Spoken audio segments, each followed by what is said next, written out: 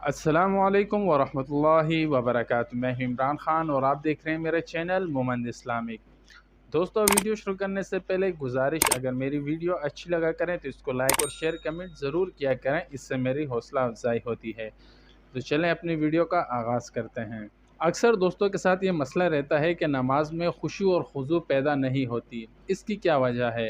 नमाज में खुशू और खुजू पैदा करने का तरीका यह है कि आदमी नमाज शुरू करने से एक आधा मिनट पहले अपना जहन हाजिर करे और इसका इस्तिहाज़ा करे कि वो अपने मालिक हकीकी रब्बुल इज़्ज़त के सामने खड़े होकर नमाज पढ़ने जा रहा है। इसके बाद नमाज में जो कुछ करे या ज़बान से पढ़े वो मुकम्मल तवज्जो के साथ करे और पढ़े।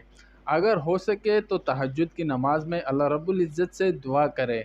अगर किसी वजह से तहज्जुद में उठना मुश्किल हो तो दिन में मकरूह औकात के अलावा 2 रकात नमाज़ पढ़कर अल्लाह से दुआ मांगे। जैसे कि अल्लाह रब्बुल इज़्ज़त ख़ुद कुरान करीम में फ़रमाते हैं, उदऊनी अस्तजिब लकुम, तुम मुझसे मांगो मैं कबूल करूँगा। शैतान की पूरी कोशिश होती है कि इंसान नमाज ना पढ़े। अगर नमाज पढ़ भी लेता है तो सुस्ती दिलाता है और आखिरी दाव ये चलाता है कि नमाज में दिलजमी ना होने दे और वसवसे डालता है।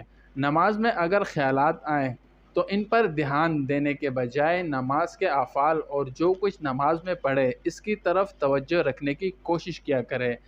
इसके लिए नमाज में जो कुछ तस्बीहात, दुआएं और अत्तहियात वग़ैरह पढ़ी जाती है, इनका और आखिरी सूरतों का तर्जुमा याद कर लें। अमीरुल मोमिनीन हज़रत अबू बकर सिद्दीक़ रज़ियल्लाहु ताला अन्हु से रवायत है कि हुज़ूर करीम सल्लल्लाहु अलैहि वसल्लम ने इरशाद फरमाया, मुनाफ़िकाना खुशू से पनाह मांगो। पूछा गया, या रसूलल्लाह सल्लल्लाहु अलैहि वसल्लम, मुनाफ़िकाना खुशू क्या है? इरशाद फरमाया, मुनाफ़िकाना खुशू ये है कि ज़ाहिरन तो खुशू होकर मगर दिल में खुशू ना हो। अदम खुशू नहायत ही मौलिक मरज़ और इबादत के सवाब में कमी का बाइस है। शैतान अपनी ज़रियत के साथ इबादत में खुशू को अवलन कम करता है और फिर आहिस्ता आहिस्ता ख़त्म कर देता है। यूँ इबादत बराए नाम की रह जाती है। अदम खुशू का पहला सबब दिल की सख्ती है।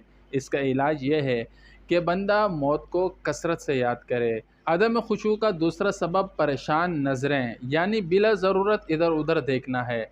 इसका इलाज यह है कि बंदा आँखों पर काबू रखे, अपनी नज़रें झुका कर रखे।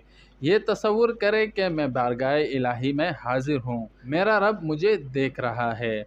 अदम खुशू का तीसरा सबब जहन में फजूल ख्यालात और बेजा फ़िक्रें भी हैं। इसका इलाज यह है कि बंदा बारगाह इलाही में हाज़िरी के वक्त अपने अंदर यकसुई पैदा करे और इससे निजात के लिए बारगाह इलाही में दुआ भी करे। अदम खुशू का चौथा सबब बारगाह इलाही में हाजिर होने के आदाब के बारे में लाइल्मी है।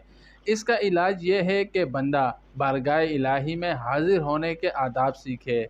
ऐसे नेक लोगों और अल्लाह वालों की सोहबत इख्तियार करे जो बारगाह इलाही के आदाब से वाकिफ़ हैं। और जो शख्स ये काम करेगा तो इंशाअल्लाह इसके अंदर इखलास की सिफ़त पैदा हो जाएगी और इसकी हर इबादत सिर्फ़ और सिर्फ अल्लाह की रज़ा और खुशनुदी के लिए होगी।